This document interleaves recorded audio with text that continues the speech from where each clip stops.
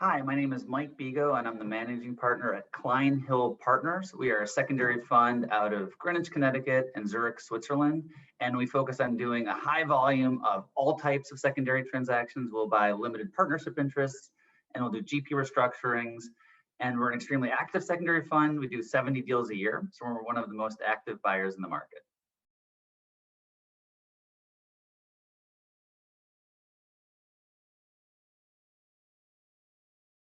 So the private equity secondary market in a very busy pace right now. So there are about $5 trillion of assets in private equity.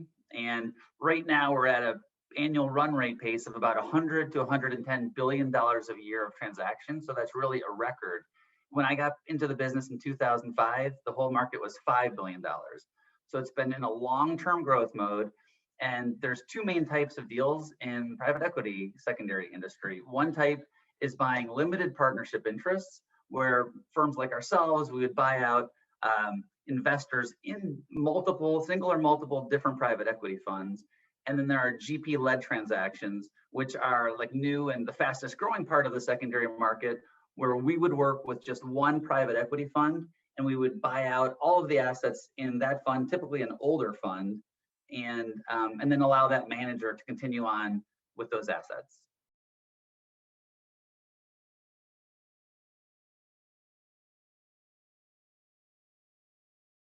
So there are multiple reasons why there's a lot of interest in private equity secondaries today.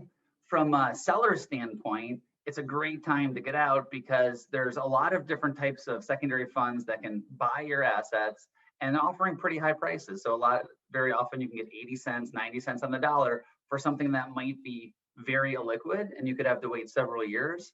So instead of being locked up for a really long period of time, you can now get a very good price for your assets.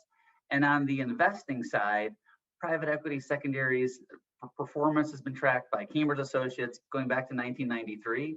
And over all those vintages, the lowest returns were high single-digit net to investors, and actually all but 3 of them were double-digit net returns. So it's just got a really long history of providing stable, good returns for investors, and at the same time offering great liquidity for people tied up in private equity investments.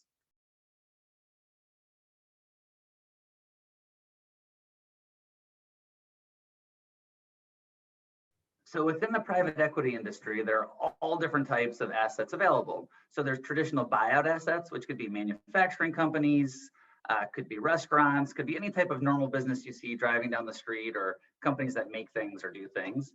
Then there are venture capital funds, which are groups that invest in new startup companies that ultimately maybe become huge companies like Google, but the venture guys get in the early days. There are growth companies, which take those startups as they start to mature and provide them capital. And those are the couple main types of private equity, but there are also real estate private equity funds, there are credit and debt private equity funds, there's timber, and in the secondary industry, those are all options as well. So many secondary funds only focus on the buyout space, which are traditional types of businesses. There are some others that will invest only in technology type companies. And at Kline Hill, we actually buy across the whole spectrum. So we'll buy the entire range of what any seller would bring to us.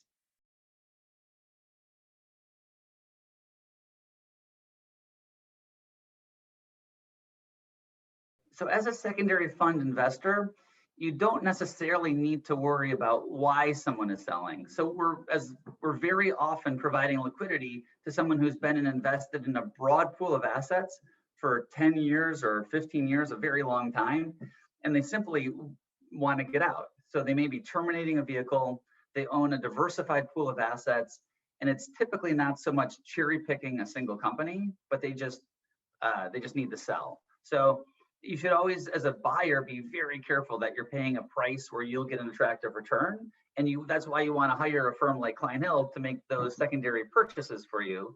But in terms of the motivations of the seller, typically, the important thing is really in doing your homework on what you're buying. And it's good to understand why they're selling, but look, we've had like very strong returns over many years, and it's worked out for both buyer and seller.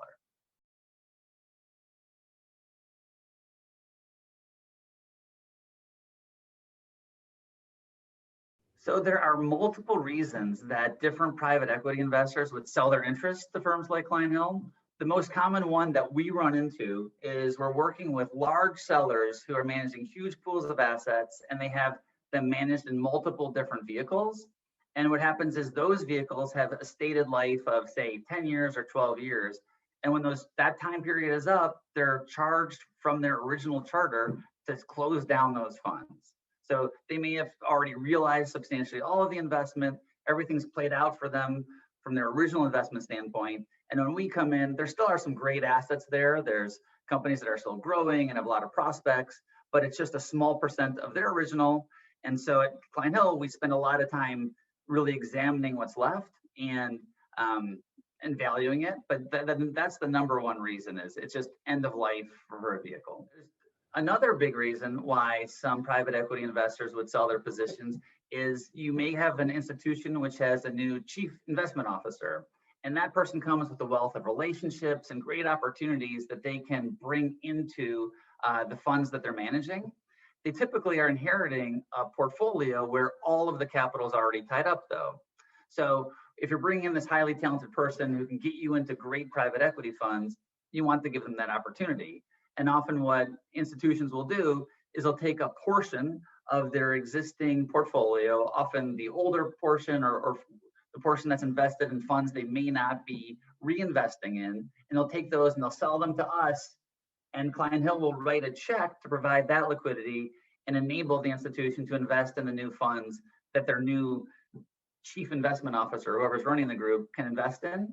Another common reason why investors may sell is if you think of a founder of a company. So let's say a guy who was like first person in, starting a brand new company, wasn't making any money, not a penny. And we run into these guys all the time, and they're like brilliant. They work really hard. And 5 years later, they have these highly successful companies making lots of revenue, employing tons of people, bringing jobs to their community. And the guy's making like no money still. So even though he's built this huge institution, the value of his stock is worth a ton. And he can barely afford a car. So what we'll do is we'll come in and might buy 5% of his stock or 10% of his stock along the way while his company is really appreciating. And that will let him be patient to let his company really run its course to get the best outcome for his investors and let the company grow and hit its true potential, but get him a little bit of liquidity along the way. And at Kline Hill, that fits in great because we're now invested, we've transferred over 1,000 fund interests, and all of those funds have dozens of companies. And so we see all this value all across the country and the world, and we see a lot of these great companies, and we can help these entrepreneurs have the patience and some capital to let them see their companies to fruition.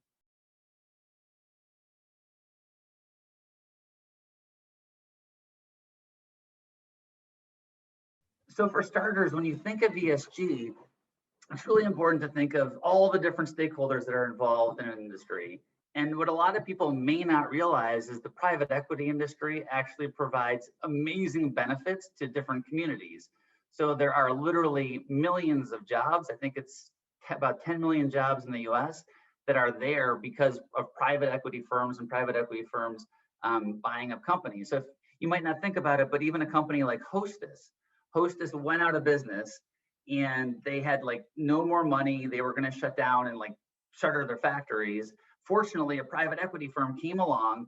They sort of bought it out of bankruptcy. They provided all the capital to bring all of those jobs back, and they kept that business alive, preserved those jobs and communities. But look, first of all, there's tons of job creation from private equity, and there's a lot of social goods. If you think of all of the solar industry, the wind farms, there's all these different projects that's backed by private equity funds. So by investing in private equity, by providing a healthy environment for investors, so secondary funds, we're providing this liquidity, which makes it an easier environment to invest in.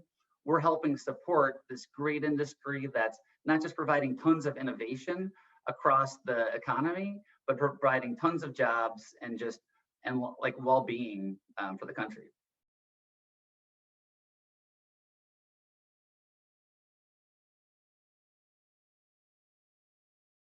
Before someone's going to invest in private equity secondaries, there's a couple important things you should take into mind. For starters, if you have not invested in private equity before, the first thing to understand is it really is a long-term investment horizon. We're not buying companies and flipping them and just sort of worrying about very short-term things.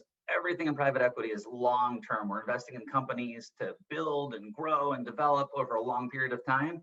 And so when you invest in secondaries, you're going to be invested alongside these assets for multiple years. And we're super excited about that because real progress doesn't happen just overnight all the time. So actually that's like important. Just know if you put money in, you can't necessarily count on getting it the next day out. So I would save the capital, I would save it for capital that you have, which is truly excess capital where you can be patient and hopefully watch it appreciate over a long period of time. One other consideration when investing in secondary funds or any private equity funds for that matter are your taxes. So just so you understand, if every year you're always getting your taxes done on April 15th, if you invest in private equity secondary funds or any private equity funds, you're going to get something called a K1, and you often won't get those until June or maybe even July or August. So just one thing to keep in mind, if you're not in them at all, that's one implication for you.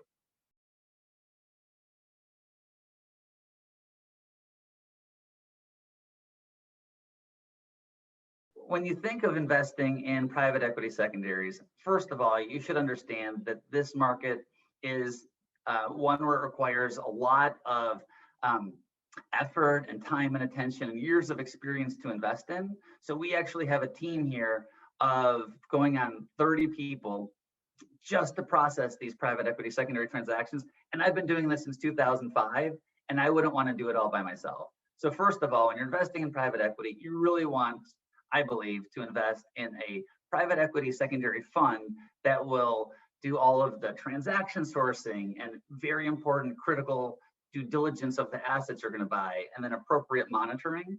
And so at Kline Hill, we've spent a lot of time to really be best in class across all of these different areas.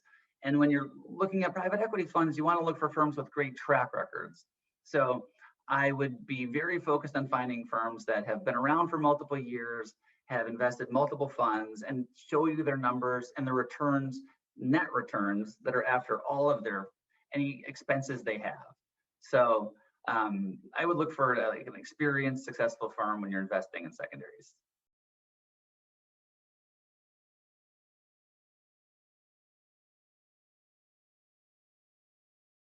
So I'd mentioned that there are a lot of sectors that private equity secondaries funds invest in. And one of them for sure is real assets. And at Kline Hill, we've been investing in those since inception.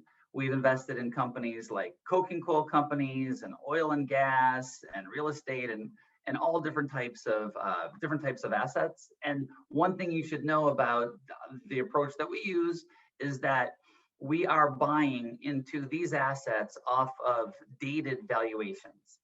And so, for example, if you look at the super cycle that happened from 2011 or 12 through 2016, there was this like nonstop year after year of painful devaluation of real assets. And what happens is like coming into the summer of 2016, there's really a lot of headwinds that the industry was exiting. We saw the corner being turned, and we were able to invest a lot of capital coming out of that bottom. And one of the things you have to understand about private equity secondaries is the entire industry only has valuations updated every quarter, and those updates often come 90 days later. And so you can be investing into funds where the valuation can often be even like 6 months old. And we're working on some assets now that have valuations 9 months old.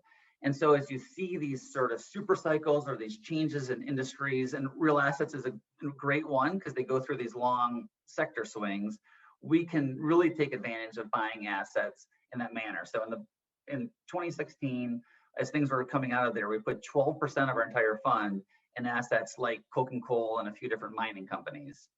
And right now we're actually very interested in a lot of opportunities in the oil and gas space because it's really a sector that has a lot of institutional investors looking to sell their assets. These are liquid assets that are hard to value. Many different secondary funds are also not buying real assets and avoiding oil and gas. And so we think it's like a great opportunity. You have to be careful right now with oil and gas because it's a tough exit environment, and you want to be able to make sure just off cash flow you can do really well. But there are amazing opportunities right now because of the lack of investors in the market. We are super excited to be in contact with Real Assets Advisor, and I'm very glad that they reached out to us. And it's really important because within the private equity industry, there are massive investments in real assets, in oil, in mining, in all different types of coal. So it's actually like very relevant because there are not just like billions, but tens and tens of hundreds of billions of dollars that are invested through private equity and real assets. So it's a very honored to be invited by Real Assets Advisor, and thank you all so much for tuning in. If you have more questions about secondary investing or Kline Hill, please reach out to us at klinehill.com. That's KLINEHILL.com. And if you look on the upper right corner of the website, there's a button called Contact Us. And if you go in there, there's a form, and we'd love to hear from you. And if you want to mention Real Assets Advisor, we'd be super excited to hear from you.